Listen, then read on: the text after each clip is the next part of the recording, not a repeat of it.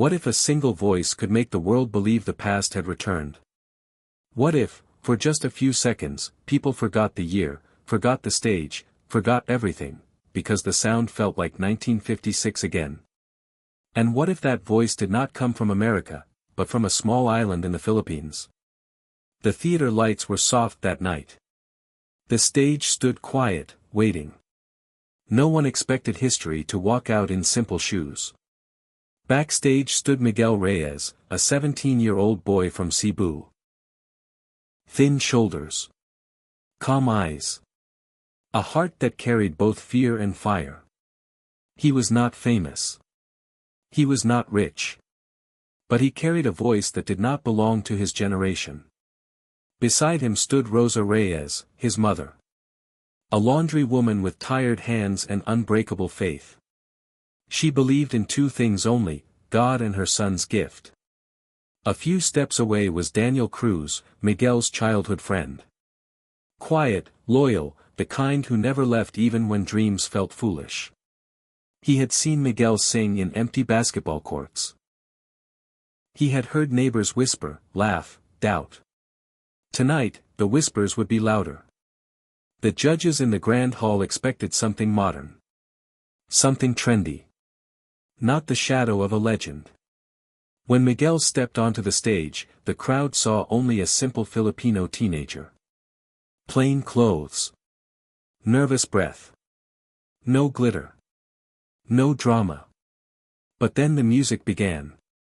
And the first note left his lips. The air changed. It was not just similar. It was not just close.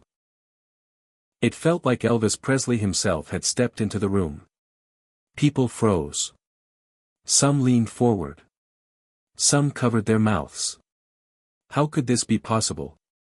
How could a boy from a small Philippine town carry the sound of a king who once ruled America? Was this talent? Or destiny? And what would happen when the world discovered where that voice truly came from? Because sometimes, the greatest surprises are not about how someone sounds. They are about where they come from. Miguel Reyes grew up in a small neighborhood in Cebu, where the houses stood close together and the mornings began with the sound of roosters and jeepneys. Life there was simple. Sometimes too simple. Their home had thin walls and a roof that trembled during heavy rain.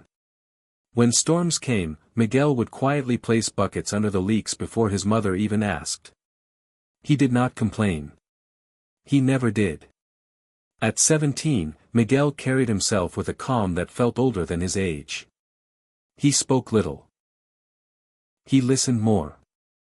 While other boys spent hours scrolling on their phones or playing loud games, Miguel preferred sitting near the small window of their house. That window was his stage. He would hum softly at first, careful not to disturb the neighbors. Then, slowly, the humming would grow into old melodies from another time. Songs made famous by Elvis Presley. He did not choose those songs because they were popular. He chose them because they felt like home inside his chest. Miguel's father had once loved those records. Before he passed away, he used to play them on a worn-out speaker that crackled with every beat. Those memories stayed. Miguel worked part-time after school, helping at a small repair shop. Grease often covered his fingers. But even while tightening screws or fixing broken fans, he sang quietly under his breath. Some customers smiled. Some stared.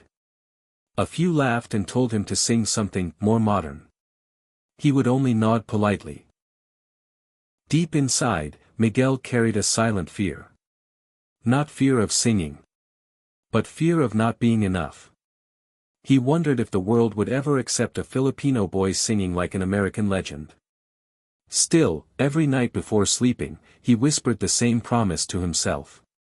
One day, he would step onto a bigger stage. Not to become famous. But to prove that dreams do not care where you are born. The world loved legends. But it did not always welcome shadows.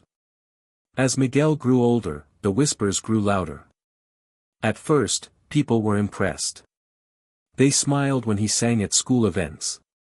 They recorded him on their phones. But admiration slowly turned into doubt. Some said he was only copying. Some said he had no identity of his own. They told him he was hiding behind the voice of Elvis Presley instead of finding himself.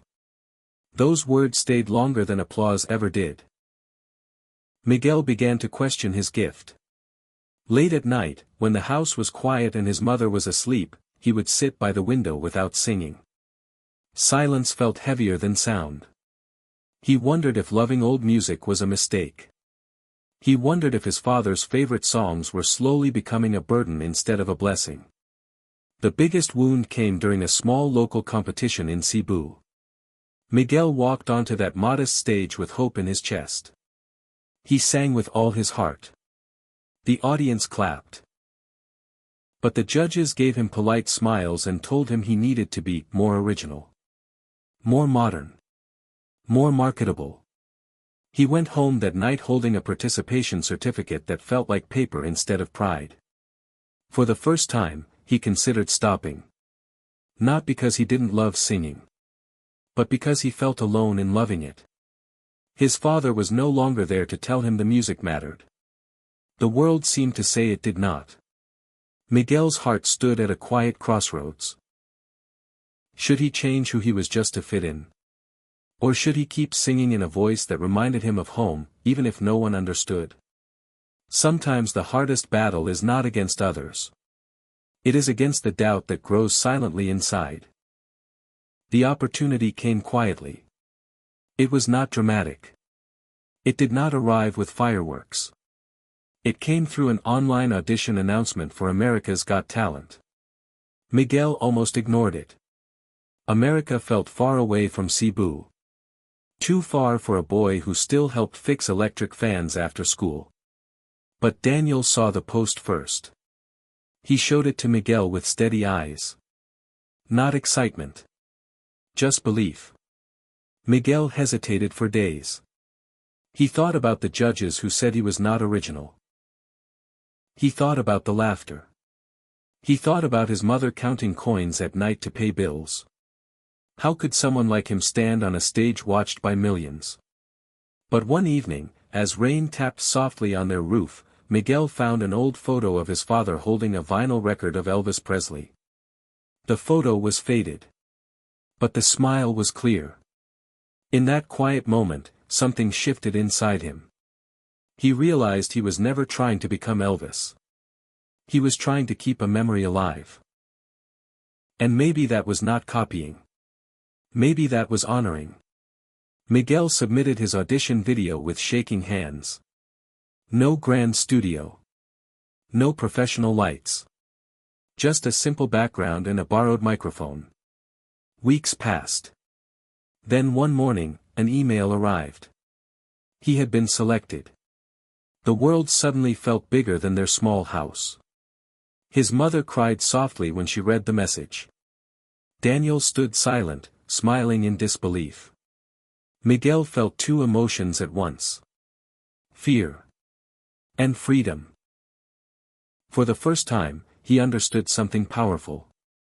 He did not need to change his voice. He only needed to own it. The stage in America would not just test his talent. It would test his courage to stand proudly as a Filipino boy carrying a sound from another era. And this time, he would not shrink.